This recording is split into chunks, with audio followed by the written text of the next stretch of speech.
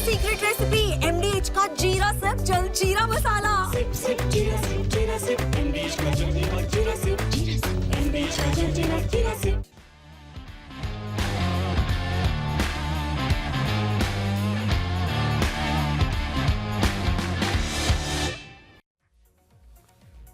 नमस्कार, स्पोर्ट्स 9 में आप सभी का स्वागत है। मैं हूं शिवेंद्र, मेरे साथ है मेरी सहयोगी अलका। और लखनऊ की टीम को अपने ही घर में हार का सामना करना पड़ा। नफासत, नजाकत और तमाम अदब जैसे शहरों की हम बात कर रहे थे, और वो जो रवायत है वहां की कि पहले आप, तो वो जो डर था वही हुआ। जो हैदराबाद की टीम पूरे सीजन में ऑफ कलर दिख रही थी, उस हैदराबाद की टीम से लखनऊ की टीम अपने घर में हार गई, और हारने के साथ क्या हुआ, वो प्लेऑफ की रेस से बाहर हो गई। तो अब वो भी उस जमात में खड़ी है, लिस्ट में खड़ी है, जहां कोलकाता की टीम है, चेन्नई की टीम है, हैदराबाद की टीम है, राजस्थान की टीम है। यानी ये वो टीमें हैं जब वो जो अब इस बात के लड़ेंगी कि प्लेऑफ के बाद से बाहर होने के बाद आखिरी की 5 जो पायदानें होती हैं, यानी 6 से लेकर 10 तक, वहां कौन रहने वाला है। चलिए इसी अपडेट पर बात करेंगे, मैच की डिटेल्स आपसे साझा करेंगे, किस तरह से हैदराबाद की टीम ने ये मुकाबला जीता। सबसे पहले लेकिन जो बड़ी खबर है, हैदराबाद के जीत से ज्यादा बड़ी खबर यह है कि प्लेऑफ की रेस से लखनऊ सुपर जायंट्स जो है वो बाहर हो गई है। सनराइजर्स हैदराबाद ने लखनऊ को हराया। हैदराबाद ने 6 विकेट से ये जीत हासिल की। लखनऊ ने हैदराबाद को 206 रन का लक्ष्य दिया था। हैदराबाद ने 4 विकेट खोकर ही ये लक्ष्य हासिल कर लिया। 200 रन से मतलब बड़ा स्कोर जो है अलका, वो इतना आसान नहीं होता, लेकिन हैदराबाद ने आसान कर लिया, क्योंकि वही बात है कि जब आपके ऊपर कोई प्रेशर ना हो, आपके ऊपर जब आप अपने एग्जामिनेशन में आपको जो करना था आप कर चुके हैं, आप उस लिस्ट से बाहर हैं, तब शायद वो जो चमक है, वो जो धमक है, वो दिखाई दी। 10 गेंद अभी बाकी थी, और 10 गेंद बाकी रहने का मतलब है कि अगर आज ये स्कोर 230 भी होता तो भी शायद चेज हो जाता, बहुत आराम से चेज हो जाता। और वो भी बड़े मजे में खेल रहे थे, मतलब कोई प्रेशर नहीं था उनके चेहरे पे, कोई शिकन नहीं थी, वो आराम से शॉट्स मारे जा रहे थे। और सच में ऐसा लग रहा था कि आज हैदराबाद इस ईज के साथ खेल रही है। काश ऐसा पहले खेला होता तो नज़ारा कुछ और भी हो सकता था। मतलब पहले मैच में 286 रन बना के उन्होंने ये जताया था कि हम इस बार भी इन हैं, लेकिन उसके बाद फिर वो 120 रन के लिए भी तरसने लगे। फिर एक पारी खेलते हैं अभिषेक शर्मा, जो ऐसी धुआंधार पारी होती है जिसका कोई जवाब नहीं है। फिर आज वो एक दिन आता है जब वो लोग प्लेऑफ के रेस से बाहर है, फिर आज एक अच्छी पारी। मतलब क्या रहे हैं। कंसिस्टेंसी असल में सबसे बड़ी कुंजी है, की है। अगर आप इस तरह के टूर्नामेंट में जहां 14 लीग मैचेस खेलने हैं, अगर आपकी कंसिस्टेंसी नहीं होगी तो फिर आप टूर्नामेंट नहीं जीतेंगे। और ये हैदराबाद की टीम के लिए कोई पहली बार मिला सबक नहीं है। अगर आप पिछली बार भी देखेंगे, सब कुछ करने के बाद, फाइनल तक पहुंचने के बाद, फाइनल में भी वो परफॉर्मेंस जो है उस तरह की नहीं थी। 125 रन बना पाई थी टीम, और उसको हार का सामना करना पड़ा था। अभिषेक शर्मा की बात की आपने, अभिषेक शर्मा से ही शुरुआत करते हैं, उनकी जानकारी देते हैं किस तरह की बल्लेबाजी उन्होंने की। बड़ा ही शानदार अंदाज उनका रहा, और जिस तरह से जिस बल्लेबाजी के लिए अभिषेक शर्मा को जाना जाता है, वैसी ही तूफानी बल्लेबाजी उन्होंने इस मैच में की। 20 गेंदों पर 59 रन यानी 59 रन उन्होंने बनाए। 6 छक्के 4 चौके, यानी चौके से ज्यादा छक्कों पर जोर दिया। अभिषेक शर्मा ने 295 की स्ट्राइक रेट से रन बनाया। यानी स्ट्राइक रेट को अगर आसान शब्दों में समझा दें तो अगर अभिषेक शर्मा ने 100 गेंद तक बल्लेबाजी की होती तो वो 295 रन बनाते। इसके अलावा ईशान किशन ने 35, हेनरिक क्लासन ने 47 रन बनाए। कमिंदु मेंडिस ने भी 32 रन का योगदान दिया। और इस तरह हैदराबाद की टीम ने जब प्लेऑफ से बाहर होने के बाद वो जो प्रेशर खत्म हुआ, तब उस तरह की बल्लेबाजी उनकी चमकी जिसका इंतजार पूरे सीजन भर रहा, क्योंकि पिछले साल की फाइनलिस्ट टीम थी। और अभी अलका आपने जैसा कहा ना कि हंसते खेलते बना लिया, कोई प्रेशर नहीं लिया, कुछ भी मतलब नहीं। कहीं कोई ऐसा नहीं था कि कोई पैनिक बटन दबाना पड़ा हो। इसलिए भी शायद ये लग रहा है कि ये जो बल्लेबाजी हुई है इसमें हेनरिक क्लासन या ईशान किशन या फिर कमिंदु मेंडिस ये और तेज गति से रन बना सकते थे, जिसकी जरूरत ही नहीं पड़ी। बिल्कुल नहीं, उनको आज लगा कि वैसे भी हम जीत रहे हैं। रन उनको लग रहा था कि ज्यादा है नहीं स्कोर बोर्ड पे, तो वो रन बड़े आराम से और बहुत धीरे धीमे खेल के, जैसा कि हैदराबाद की टीम अक्सर करती नहीं है, बिल्कुल अपने जो उनका स्वभाव है बिल्कुल उलट उसे उन्होंने खेला है। लग ही नहीं रहा था कि मतलब इतने रन बनने के बाद भी बिल्कुल वो फीलिंग नहीं आई कि मतलब ये जीतने के लिए खेल रहे हैं। उनको पता था कि हम जीत जाएंगे, शायद पहले से आभास हो गया था उनको। और मुझे ऐसा लगता है कि अभिषेक शर्मा ने जिस तरह की शुरुआत दिला दी, उसके बाद उनको, और जो बात हम लोग प्रीव्यू शो में कर रहे थे कि हमें पता है कि हमको 206 रन बनाने हैं, हमको एक बहुत फायरी स्टार्ट मिल गया है, तो हम अगेन कोई रिस्क लेकर उस मैच को फंसा लें, इससे बेहतर है कि हम बिल्कुल आराम से जीत के रास्ते पर, हमको हमारी शानदार ओपनिंग मिल चुकी है, हम उसी पर आगे बढ़े। शायद स्ट्रैटेजी यही थी कि अब पॉइंट टेबल में जो 3 जीत है वहां पर हमको अपनी 4 जीत करनी है, ताकि वो जो अभी सिंगल डिजिट में जो पॉइंट्स है वो कम से कम डबल, सम्मानजनक स्कोर बिल्कुल कंसोलेशन प्राइज, सांत्वना पुरस्कार। मुझको पढ़ाई लिखाई से जुड़ी हुई जितनी प्रतियोगिताएं होती थी वहां मुझे सांत्वना पुरस्कार ही मिलता था, उसके अलावा कुछ उससे इतर जो होती थी वहां मैं फिर भी थोड़ा बहुत जीत जाता था। चलिए, कैसे हैदराबाद के बल्लेबाज जो है वो लखनऊ के गेंदबाजों पर पड़े भारी, ये भी आपको बताते हैं। कहीं दिखाई नहीं दिए। फैक्ट ये है कि आज लखनऊ के गेंदबाज जो है वो बिल्कुल ऑफ कलर रहे। दिग्वेश राठी ने 37 रन देकर 2 विकेट जरूर लिए, लेकिन उसके अलावा रवि बिश्नोई के एक ही ओवर में 26 रन गए, जब उन्होंने 4 छक्के अभिषेक शर्मा से back to back Abhishek Sharma ने उनको मारे। उसके अलावा शार्दुल ठाकुर ने 4 ओवर में 39 रन दिए, आकाशदीप ने 3 ओवर में 33 रन दिए। ये हल्का ऐसा लग रहा था मुझे जैसे हम कल के मैच का ना आप एक्सटेंशन देख रहे हैं, वहां भी 200 रन थे, चेस करने को आसानी से चेस हो गए थे। वहां तो खैर 10 विकेट से जीत मिली थी। दूसरी टीम के गेंदबाज बिल्कुल दिखाई ही नहीं दिए थे। कुछ वैसी स्थिति, मतलब 3-4 विकेट गिरे जरूर यहाँ पे, लेकिन स्थिति कुछ वैसी ही थी। लखनऊ के गेंदबाज कहीं दिखाई नहीं दिए, बिल्कुल नजर ही नहीं आए, बिल्कुल लग ही नहीं रहा था कि ये वही गेंदबाज है जिन्होंने पहले इतनी अच्छी गेंदबाजी करी हुई है। या फिर मुझे लगता है कि आज हैदराबाद थोड़े से अपने रुआब में नजर आई। वैसे भी अच्छा सर, हैदराबाद की बिरयानी या लखनऊ की बिरयानी? क्या कहा? हैदराबाद की बिरयानी या फिर लखनऊ की बिरयानी? मेरे लिए तो दोनों मुझे पसंद है, और लखनऊ की बिरयानी और हैदराबाद की बिरयानी में फ़र्क सिर्फ इतना है कि लखनऊ वाली ऑथेंटिक बिरयानी भी यहाँ मुझे एनसीआर में मिल जाती है, हैदराबाद वाली मिलती नहीं है। तो हैदराबाद ने आज जो है लखनऊ को अपनी बिरयानी का स्वाद चखा दिया। मतलब पैक करा के लाते थे हम, जब हैदराबाद जाते थे मैचेस कवर करने, तो वहां से पैक कर, और पैराडाइज से, हाँ बिल्कुल वही एक दुकान है, मैं नाम लेना चाह रहा था, आपने नाम नहीं दिया। खैर, तो वो बिरयानी आज वहां की ज्यादा, उसमें खुशबू ज्यादा थी। टीम ने जिस तरह की परफॉर्मेंस की, हालांकि गेंदबाजी हैदराबाद की भी उस तरह से चमकी नहीं, उस पर हम आगे शो में बात करेंगे, लेकिन बल्लेबाजी जो है, जो उनकी टीम की ताकत है, खासतौर पर जो ओपनर्स है, और आज ट्रेविस हेड नहीं थे, उसके बावजूद अभिषेक शर्मा ने अपना रोल निभाया। और थोड़ी देर पहले हम बात कर रहे थे कि लखनऊ के बॉलर्स ऑफ कलर दिखे। एक ही बॉलर थे जो थोड़ा अच्छी गेंदबाजी कर रहे थे, लेकिन वो दूसरी वजह से चर्चा में आ गए। वो क्या हुआ वो भी आपको बताते हैं अपडेट के जरिए, जहां मैदान के बीचों बीच दिग्वेश राठी और अभिषेक शर्मा में जो है वो अच्छी तू-तू नोक-झोंक हो गई। आखिरकार दिग्वेश हो और कुछ हो ना, ये तो हो ही नहीं सकता है। मतलब ये दिग्वेश होंगे तो आवेश होगा ही होगा। बिल्कुल, उनको आवेश वैसे ही आ जाता है। और मुझे लगता है कि आज अभिषेक शर्मा शायद शतक बनाने के मूड में थे, उनको भी अच्छा नहीं लगा कि शतक बना के वो आउट हो गए, और जिस तरीके से वो आउट हुए उन्हें शायद पसंद नहीं आया, क्योंकि थोड़े से अग्रेसिव तो वो है ही। दिग्वेश का एक सिग्नेचर स्टाइल है, आपको बता दें, जो सब्सक्राइबर्स हालांकि हमसे ज़्यादा फॉलो करते हैं आप लोग आईपीएल को, और वो उनका स्टाइल है जहां वो साइन करते हैं। लेकिन आज ये मामला इसलिए बढ़ गया क्योंकि आउट होने के बाद उन्होंने जो जेस्चर दिखाया अभिषेक शर्मा की तरफ, मतलब कि बस निकल लो, कट लो टाइप से, जो हम लोग आम बोलचाल की भाषा में कहते हैं, कुछ वैसा जैसा वेंकटेश प्रसाद और आमिर सोहेल वाला मामला हुआ था, जब उन्होंने चौका मारने के बाद बताया था कि यहीं से अगली बार मारूंगा, बॉल लेके आ जा, तो उन्होंने अगली बार बॉल आउट करके दिखाया था कि जाओ पेविलियन का रास्ता उधर है। तो वो कुछ हुआ है। अब इस पे अपडेट आएगी ही आएगी, क्योंकि कुछ ना कुछ मैच तो होगा। रेफरीज जो है वो इस तरह की चीजों को लेते हैं, लेकिन कई बार लगता है कि मैच में इस तरह की चीजें हो तो थोड़ा सा माहौल भी बनता है। सारे यंग प्लेयर्स हैं, उनको भी एग्रेसिव हो जाते हैं वो कई बार। अब बात करते हैं लखनऊ की हार की वजहों पर, क्योंकि वहां पर भी अलका शुरुआत उनको भी अच्छी मिली थी। ऐसा नहीं कि उनको शुरुआत अच्छी नहीं मिली, लेकिन अच्छी शुरुआत मिलने के बाद जब आपको वो रन्स को ज्यादा से ज्यादा स्कोरबोर्ड पर ले जाना चाहिए, उस तरह की बल्लेबाजी मिडिल ओवर्स में नहीं हुई। और यही वजह है कि आपको जो 225 या 230 के पास जाना चाहिए था, खासतौर पर हैदराबाद जैसी टीम के खिलाफ, वो आप 205 रन पर जाकर सिमट गए। क्या रहा सलामी बल्लेबाजी का पूरा ब्यौरा, वो आपको दिखाते हैं इस अपडेट में। अच्छा प्रदर्शन था सलामी बल्लेबाजों का, क्योंकि मिचेल मार्श ने 39 गेंदों पर 65 रन बनाए, स्ट्राइक रेट 166.66 की थी।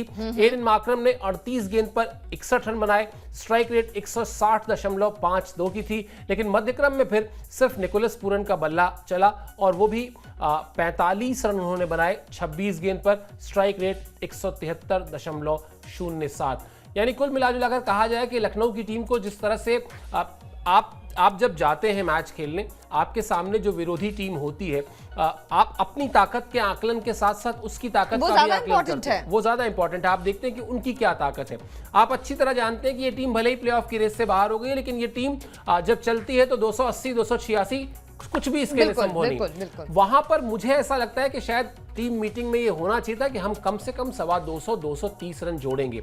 यहां शायद वो सोच 200 रन तक जाने की थी और इसीलिए उसी के अंदाज से बल्लेबाजी भी हुई। बिल्कुल सही बात है, क्योंकि वहां भी बल्लेबाजी अच्छी हुई है, कुछ बल्लेबाजों ने रन भी अच्छे बनाए हैं, लेकिन वो जो फायर पार दिखना चाहिए था कि आज मैच जीतना है, वो फायर पार कहीं ना कहीं मिसिंग जरूर थी। अच्छा, एक और बात, उन्हें ये अच्छे से पता कि हैदराबाद बल्लेबाजी भले ही धांसू करती है, शानदार करती है, लेकिन उनके गेंदबाज हमेशा से उनको निराश करते रहे और आज भी हैदराबाद ने कोई अच्छी गेंदबाजी की ही नहीं है। आपकी बल्लेबाजी में कहीं ना कहीं वो लूफोल जरूर नजर आया है।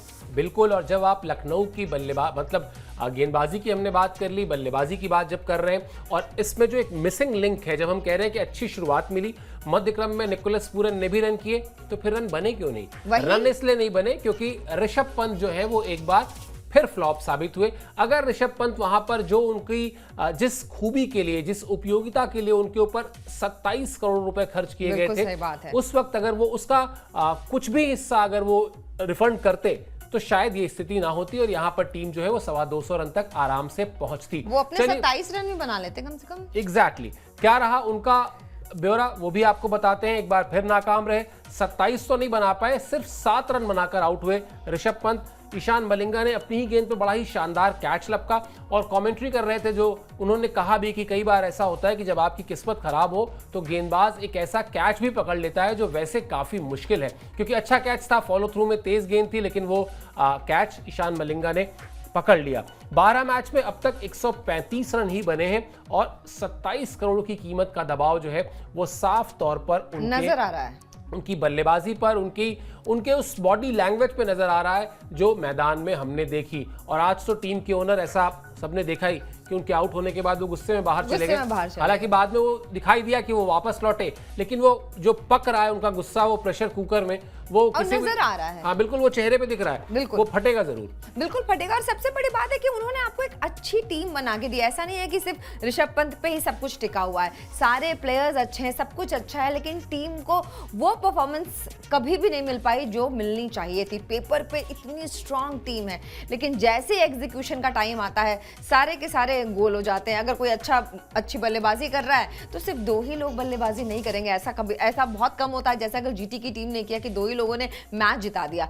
आखिर वो इतने सारे प्लेयर्स रखे किस लिए गए हैं? सिर्फ 2 ही लोगों को खेलना है तो फिर बाकी लोगों को फिर पैसे देने की जरूरत ही नहीं है। बिल्कुल, और यही इस लीग का सबसे आप कह लें कड़वा सच है। और हम लोग कई बार ये बात कह चुके हैं कि यहाँ पर जब फ्रेंचाइजी के ओनर्स पैसा खर्चा करते हैं तो उनको रिटर्न चाहिए, वरना अगले साल आपको फिर नई टीम का दरवाजा खटखटाना पड़ता है। जितने भी खिलाड़ी महंगी कीमतों पर आए हैं उनको परफॉर्म तो करना ही पड़ेगा, बेशक वो बल्ले से ना रंग दिखाएं, कीपिंग में बहुत अच्छा कर लें, वो भी नहीं दिखाई दिया। इन दोनों से कुछ ना कर पाए, कप्तानी में बहुत अच्छा कर लें, तो भी समझ में आता है कि चलो कोई एक एलिमेंट तो उनका था जिससे उन पैसों को जस्टिफाई किया जो पैसे उनको दिखाई दिए गए थे। लेकिन ऋषभ पंत, चाहे बैटिंग की बात कर लें आप, चाहे कीपिंग की बात कर लें, स्टंप मिस किया, कैच मिस किया मैच की शुरुआत में ही, वरना वहां पर भी शायद आप पकड़ सकते थे विरोधी टीम को। अगर और आपको जब इस तरह के क्रूशियल मैचेस जीतने हो तो हमेशा क्रिकेट में बड़ी सामान्य सी बात कही जाती है अलका, कि आपको हाफ चांसेस को भी अंदर करना पड़ता है, आपको हाथ आए हर मौके को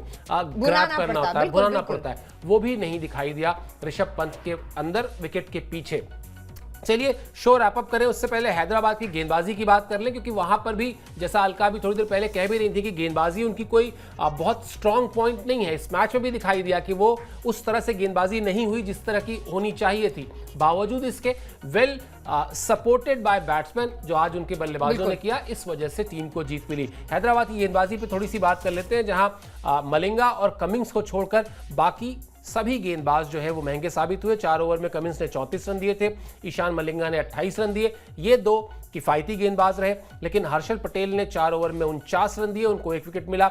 हर्ष दुबे ने 4 ओवर में 44 रन दिए, उनको 1 विकेट मिला। 2 ओवर में नीतीश रेड्डी ने 28 और जीशान अंसारी ने 22 रन दिए। मुझे लगता है अलका, अब गेंदबाजी को लेकर अब जो कुछ भी करना होगा सनराइजर्स हैदराबाद को, अब वो नेक्स्ट सीजन के लिए प्लान करेंगे। मतलब अब जब वो प्लेऑफ की रेस से बाहर हो चुके हैं, अब जब ये एक तरीके से फैक्ट जो है वो साबित हो चुका है कि आपकी बैटिंग है जो आपको मैच जिताती है। बिल्कुल सही बात। Once in a blue moon bowling एक आध मैच जिता दे, वरना आपकी प्राइमरली जो आपकी ताकत है वो बैटिंग है। तो अब मुझे नहीं लगता कि अब जो बचे हुए मैचेस हैं हैदराबाद के, उसमें वो गेंदबाजी को लेके बहुत कुछ करेंगे। वो आज अपना जश्न मनाएंगे कि चलो लखनऊ की पार्टी खराब कर दी, पॉइंट टेबल में हम 2 पॉइंट और अपने पास जोड़ने में कामयाब रहे, बल्लेबाजी हमारी क्लिक कर गई है। अब बॉलिंग को लेकर जो सोचना भी है वो अगले साल सोचेंगे। बिल्कुल सही बात है। हम मुझे भी लगता है कि अब उनको ये लगा होगा कि अब तो वैसे भी कुछ हो नहीं सकता है, तो मुझे लगता है कि आज लखनऊ की बिरयानी खा ली जाए। हैदराबाद वाले मतलब आज लखनऊ की बिरयानी का आनंद उठाएंगे, क्योंकि मुझे लगता है कि हैदराबाद भी इस मूड में तो आज उतरी थी कि आज हम कुछ तो ऐसा करेंगे कि एक तो इज्जत बच जाए, ठीक है, पॉइंट टेबल पे थोड़ा सा मतलब एक रिस्पेक्टेबल नंबर नजर आए, क्योंकि भाप उन्होंने शायद लिया था कि लखनऊ की टीम कुछ खास करने वाली नहीं है। क्योंकि शुरुआत से बॉडी लैंग्वेज लखनऊ की बिल्कुल चरमराई हुई, डगमगाई हुई नजर आई। कहीं कोई एक होता है ना कि फील्डिंग में वो दिखाई देता है दम की नहीं, आज हमें रन रोकना है, कोई कुछ नहीं कर रहा था। बिल्कुल ऐसे नॉर्मल गेम जैसे कि ठीक है कोई बात नहीं, आए हैं तो खेल के जाएंगे, कुछ ना कुछ रन तो बने जाएंगे, कुछ ना कुछ तो कैचेस पकड़ ही लिए जाएंगे। इतना इजी बॉडी लैंग्वेज इस क्रूशियल मैच में बिल्कुल अनएक्सपेक्टेड था लखनऊ से, बिल्कुल अनएक्सपेक्टेड था और इसीलिए विदाई हो चुकी है। और अब वो जैसा मैंने शुरुआत में कहा था शो के कि अब वो उस लिस्ट में आ चुकी है जहां पर चेन्नई, राजस्थान, हैदराबाद जैसी टीमें और कोलकाता जैसी टीमें, बड़ी टीमें हैं सारी, लेकिन अब देखिए प्लेऑफ की रेस से बाहर हो चुकी हैं। फिलहाल प्लेऑफ की रेस की क्या स्थिति है, क्योंकि अभी वहां पर भी एक अनार 100 बीमार वाली स्थिति है। एक जो है वहां पर जगह एक है और दावेदार अभी भी मतलब 3 दावेदार तो अब भी हैं। क्या है पॉइंट टेबल की ताजा सूरत वो आपको दिखाते हैं और फिर उस पर भी बातचीत कर लेंगे। तो साहब ये 3 टीमें जिनके आगे क्यू लिखा हुआ दिखाई दे रहा है आपका, ये तो है क्वालिफाइड। इसके बाद अब जो कहानी है वो ये है कि नहीं, अब 2 ही टीमों में मुकाबला रह गया है। तो लखनऊ तो गायब हो गई। लखनऊ गायब हो गई, तो अब सिर्फ 2 टीमों में मुकाबला रह गया है और वो दोनों टीमें नंबर 4 और नंबर 5 पर है। सीधा सीधा गणित देखा जाए तो मुंबई की टीम जो है वो 18 पॉइंट तक पहुंच सकती है, जबकि दिल्ली कैपिटल्स की टीम जो है वो 17 पॉइंट तक पहुंच सकती है। इसमें नेट रन रेट का भी बहुत सारा खेल रहेगा, लेकिन ये आज का दिन मतलब आज का मैच इस लिहाज से इंपॉर्टेंट हो गया कि अब ये क्लैरिटी है कि हाँ या तो मुंबई या फिर दिल्ली, इन्हीं में से कोई एक टीम चौथे नंबर पर जाएगी। और इस सूरत में एक चीज बड़ी इंटरेस्टिंग होगी कि फिर अगर यहां मुंबई की टीम जाती है तो फिर 4 टीमों में से 2 टीमें ऐसी होंगी जिन्होंने पहले खिताब जीता है, यानी गुजरात और मुंबई। लेकिन अगर मुंबई नहीं जाती है और दिल्ली की टीम जाती है तब 4 में से सिर्फ एक टीम ऐसी होगी जिसने खिताब जीता है। 3 टीमें वहां ऐसी होंगी जिन्होंने खिताब पहली बार नहीं जीता है या पहली बार जीतने की कोशिश करेंगी। इंटरेस्टिंग होने वाला है गणित। और अभी इसमें भी ये बड़ी फ्लैट सी पॉइंट टेबल नहीं है अगर आपको देख के लग रहा हो, क्योंकि अभी लड़ाई जो है वो नंबर 1 और नंबर 2 की पायदान की भी है। और जहां पर गुजरात की टीम अभी 22 अंक तक पहुंच सकती है, जो एक बड़ा अचीवमेंट होगा। और जिस तरीके से वो खेल रहे हैं मुश्किल नहीं है उनके लिए, वो पहुंच सकते हैं। लेकिन हाँ, बस उनका मिडिल ऑर्डर थोड़ा स्ट्रांग हो जाए तो वो मतलब हो ही जाएगा। जिस तरह से चल रही हैं चीजें उनके लिए वो सब कुछ हो जाएगा। लेकिन एक शानदार गेंदबाज अगर मिल जाए उनको तो ये मामला खराब कई बार हल्का होता क्या है कि टीम 2 तरह से सोचती है। एक सोचती है कि प्लेऑफ मुकाबले जब खत्म हो रहे तो हो जाए, हमारा एक आध मैच खराब हो जाए ताकि हम थोड़ा सा हमको ना अलर्ट हो जाए। वो जो अलार्म बहुत होना जरूरी है। लेकिन कई बार टीमें इस थॉट प्रोसेस से भी जाती हैं कि नहीं, हमको जो जीत का मोमेंटम मिला है हम उसे खराब नहीं करेंगे। जैसे इंडियन टीम ने वर्ल्ड कप में किया था, फाइनल अगर आप हटा दें तो, या फिर T20 वर्ल्ड कप देख लीजिए या फिर चैंपियंस ट्रॉफी देख लीजिए, कि जिस मोमेंटम से शुरू करेंगे उसी मोमेंटम से जाके फिनिश भी करेंगे। चलिए, रहेगी हमारी अब जो अगली पॉइंट टेबल में जो भी गणित होगा और जो भी रोचक इसके एंगल्स होंगे उन सब पर हमारी नजर रहेगी, मैचेस पर हमारी नजर रहेगी, मैच से इतर जो कुछ हो रहा है उस पर भी नजर रहेगी। साथ ही साथ वो जो दिग्वेश राठी और अभिषेक शर्मा जैसे इंसिडेंट मैदान के भीतर होंगे उस पर भी हम आपको अपडेट करेंगे। आपको सिर्फ इतना करना है, स्पोर्ट्स 9 को सब्सक्राइब कर लीजिए जिससे ये अपडेट्स आपसे मिस ना हो। और कोई आपका सुझाव है, इस वीडियो के कमेंट बॉक्स में जाइए, उसमें वो सुझाव दीजिए, हम उस पर भी अमल करेंगे। अभी आप हमसे जुड़े, इसके लिए मेरी तरफ से, अलका की तरफ से, हमारी पूरी स्पोर्ट्स टीम की तरफ से बहुत बहुत शुक्रिया और आभार।